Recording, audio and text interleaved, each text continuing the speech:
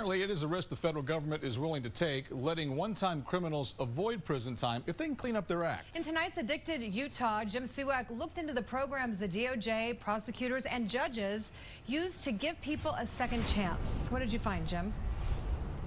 Well, it's a risk-reward proposition for all parties involved, but I did find out in some cases, those cases are dismissed entirely, while others receive probation instead of prison time. I was always chasing that first high. For many people fighting addiction, that road may lead to time behind bars.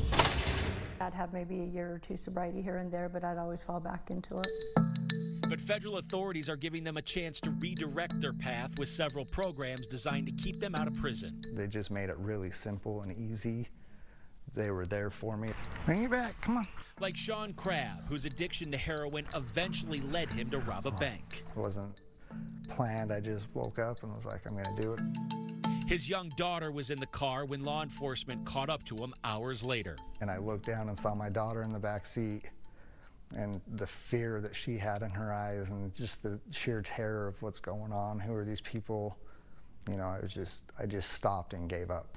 Instead of prison, a federal attorney helped Sean get into a drug court program called RISE. And they took a huge chance on me. It's a big risk to help those who have broken the law, but it's one U.S. Attorney John Huber is willing to make. If an individual is willing to invest so much to repair their lives, I am willing to invest so much to give them an opportunity to stay out of federal prison. He created a program called UACT, which stands for Utah Alternatives to Confinement Track. We believe in redemption and restoration of lives. There are two options after going through the program. Charges are dismissed and the slate is wiped clean, or avoid federal prison and get probation. But you can pull yourself out of this, and we are here to stand by and assist you in that. The program isn't offered to violent or career offenders. Federal prosecutors, defense attorneys, probation officers, and therapists all work together to find applicants for the program. All of us realize there's a revolving door, those of us that work in the system. Federal judges like David Newfer make the final decision based off recommendations. I really learned that it doesn't matter what somebody's criminal record is or what they're charged with. They have potential. You don't get a chance like this very often.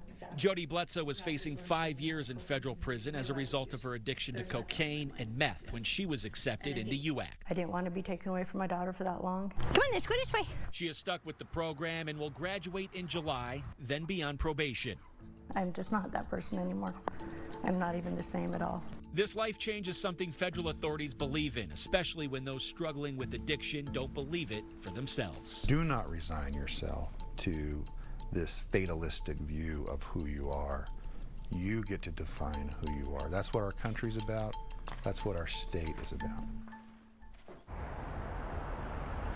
Since inception, 79 defendants have applied for UACT. 29 have been accepted and 9 have graduated. And while those numbers might seem small right now, this program still is in the testing pilot phase. I asked if it will become more permanent. The jury is still out as prosecutors say they're going to continue to judge the success of the program. Now, we've put a lot more on this particular investigation over on our website, KUTV.com. We talked with 3 people that have either gone through that program or similar programs. We put their entire interviews up. They're actually quite amazing stories. So if you have any story that you want us to report on surrounding addiction, please reach out to us.